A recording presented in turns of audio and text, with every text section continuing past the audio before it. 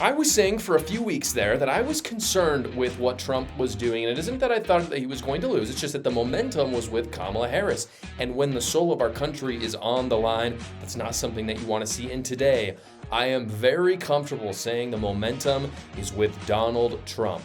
Correct me if I'm wrong, but in the last week, we have seen the largest poll shift from Kamala Harris to Donald Trump, I believe, this entire election. I'm going to show you the polls right here. Here are just a few of them, and I'll talk about what is so monumental about these polls. First off, you can see this is from Coefficient Poll. And again, I'm going to show polls today, guys, that I have showed in the past and how they've shifted over time. So this one shows Harris up 2. Josh, why are you showing us this poll where Harris is up 2? The reason is very simple, guys. This same poll showed Harris much further ahead before, and again, this is with the popular vote. This is not with the Electoral College. If this really is how the election shapes out, which again, I'll talk about in the future in a second. I don't really know how accurate these polls are, but I do think that they're important to show. If this were accurate, Donald Trump would win the election. That's my prediction. I think that's what almost every single pollster out there would tell you, that if Harris wins the popular vote by 2%, it is not enough to win the Electoral College. Because if you look at most of these swing states, it came down to razor thin margins. And then some of these states where they were always going to go for Democrats, like New York or California, they kind of, because they're so populous, they push Kamala Harris over the popular vote, but they don't do anything extra for her for the Electoral College. That's certainly true for this one.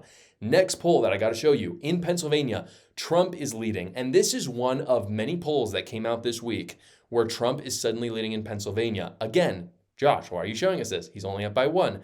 Understand, in the last few weeks, there has been 0 polls showing that Donald Trump is up in Pennsylvania. Like none. Like you were seeing like 1 to 2 points up on Harris, and people were applauding, saying these were good numbers for Trump because of how biased the polls have been in the past. I agree with that fully, but to see Donald Trump even ahead shows that he might even be more ahead than what we're seeing here. Next poll that I want to show you. This is all the swing states. This is by Emerson.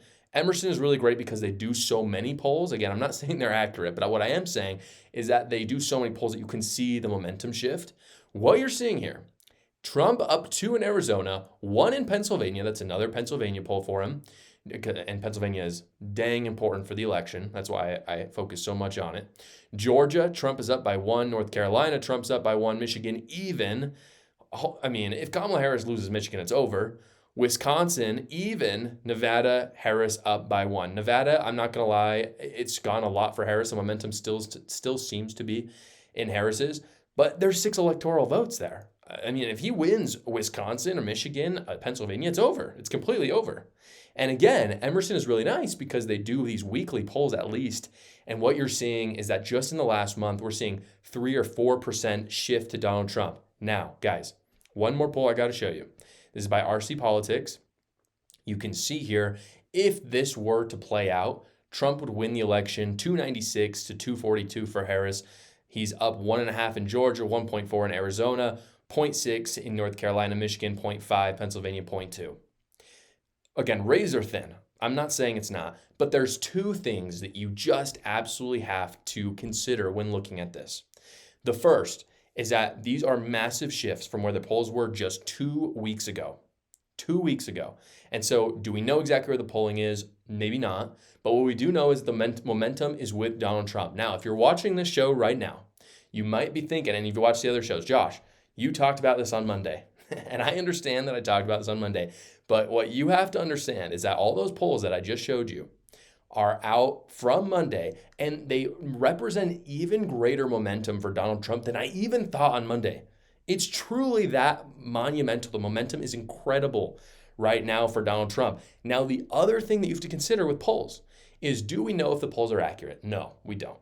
However, if you look at the other 2 elections that Donald Trump was in, against Biden in 2020, against Hillary Clinton in 2016, the polls, like on average, were like 4% off from Donald Trump. I mean, if you look at again, everyone can just go look at this. If you look at the polling averages from Michigan, Pennsylvania back in 2020, Biden was leading by like 5 to 8%.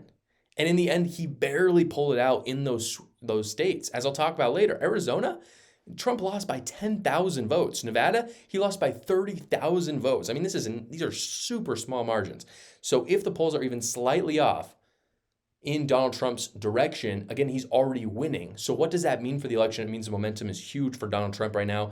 Again, I'm not saying that I know this for certain, but it's really astounding to see the number shift. I do think that it's coming in the perfect time for Donald Trump if he wants to win this thing. If you're like me, guys, and you love to read, you love picking up a magazine at times, but magazines don't really exist anymore. It's really hard to buy them. Sometimes you want to read 1 or 2 pages, but then you're kind of done with it.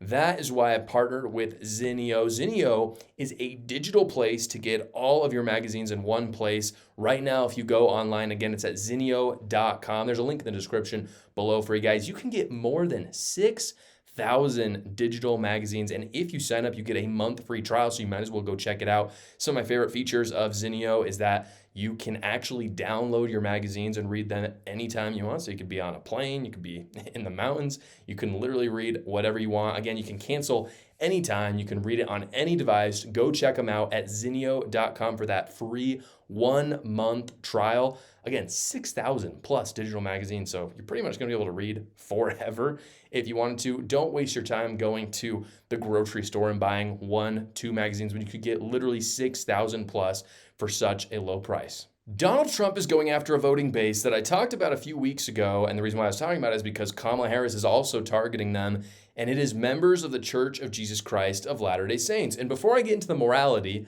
of a member of the church, which I am a member of that church as well, voting for Trump, I got to tell you why you should care, whether you are a member or not listening to this. You might be listening. You might be thinking, oh, yeah, Mormons, they're in Utah, and Utah's are going to vote for Trump, so who cares? No, guys.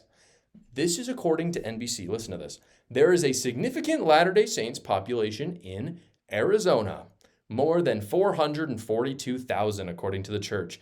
Joe Biden won Arizona by 11,000 votes in 2020. Exit polls show Biden won 18% of the LDS vote in Arizona. So again, 442,000 people, 18% of them voted for Biden, and he won by 11,000 votes. So it's not a stretch to say that members of the church could literally determine the entire election. It's not a stretch to say that they could swing Arizona. It's also, NBC doesn't bring this up, but it's not a stretch to say that they could also change the outcome in Nevada, because Nevada, it turns out there are lots and lots of members of the church in Nevada as well. Says here, this is again according to NBC, Trump lost Nevada by 30,000 votes. So this is not that many people. 11,000, 30,000. Again, this demographic of Latter-day Saints, of which I am a part of. I live in Utah, but the church is one church. We believe the same things.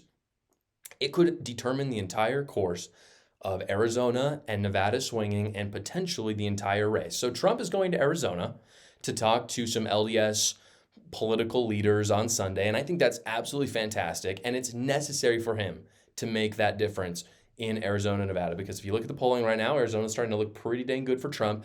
Nevada, on the other hand, is starting to go for Kamala Harris quite a bit. And so that's the political kind of electoral side of it. The question is, will members of the Church of Jesus Christ vote for Trump? And I want to break down what the difference fundamentally is between Trump and Kamala Harris for members of the church. I was interviewing a professor at BYU this week, actually. BYU is the church-sponsored school. And he said something that is perfect for this. He said, voting, these are pretty much his exact words. He said, voting is not commitment. It's not love. Voting is moving a piece on the chessboard. And I think that is brilliant. And frankly, a breath of fresh air, especially because if you know anything about BYU, you know there are some woke professors there. So for this professor to say that, I actually really appreciate that. In other words, it doesn't mean that you love the person that you're voting for. What it means is that they will do what you want them to do when they're in power. And so this is why I said in my other video where I was talking about Latter-day Saints that they cannot vote for Kamala Harris. They just can't do it. I'll explain why. And again, I'm not here saying the official doctrine of the church in terms of, there's no doctrine in the church saying you have to vote for Donald Trump. You have to vote for Kamala Harris. The church hasn't come out and endorsed a candidate. This is one Latter-day Saint just logically telling you why voting for Kamala Harris is illogical. You cannot do it as a member of the church. Here are two essential doctrines in the church. These are just two examples. Marriage is between a man and a woman, and abortion is a serious, serious sin. Two very fundamental, non-changing doctrines in the church. These are both things that Kamala Harris wants to openly encourage and legislate. So then, again, and I'll take this is the counter argument, right? Members of the church that don't like Trump will come to me and they'll say, but how can I vote for him when he is fornicated and when he's cheated and committed other sins? And I hear you. But again, I go back to what I said about that BYU professor. This is the difference, guys, and I want every Latter-day Saint to listen to what I'm about to say. And if you're a Christian or anybody, this doesn't really just apply to Latter-day Saints. I want you to hear what I have to say about this. Donald Trump, with all of his sins and his mistakes, is not trying to legislate them. He's not trying to legislate adultery or fornication, sleeping with porn stars, things that I don't think are good. I don't think they're good. I don't think anyone should think they're good. I don't even think Donald Trump thinks they're good. I don't. Kamala Harris, on the other hand, though, is trying to legislate homosexuality and abortion.